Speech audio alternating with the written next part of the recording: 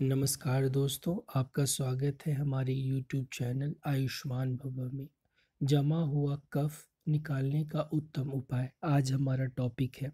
जैसा कि आपको यह ज्ञात है कि कफ आपके सीने में बहुत सारे बीमारियों को जन्म देता है। अगर आपको कफ है तो आप जल्द से जल्द उसे बाहर निकालने का उपाय करें। आज हम आपको यही बताने जा रहे हैं। सबसे पहले आप हमारे YouTube चैनल को सब्सक्राइब करें। सब्सक्राइब करने से आपको हमारे लेटेस्ट वीडियोस आपको उपलब्ध होते रहेंगे।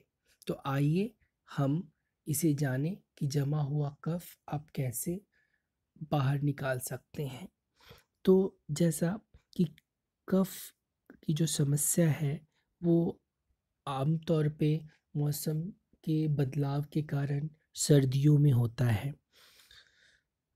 कफ की समस्या होने पर रोगी को रात को सोते समय 1 ग्लास दूध में थोड़ा सा अदरक उबालकर पीना चाहिए।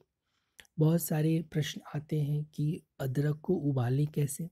तो उसको कूच लें, कूच करके उसको दूध में डाल लें और फिर उसको उबाल लें। उबालने के बाद जब वो ठंडा हो जाए, दूध पीने लायक हो जाए, तो आप उसको पी लें। ऐसा करने से जो छाती का कफ है आप वो आसानी से निकल जाता है।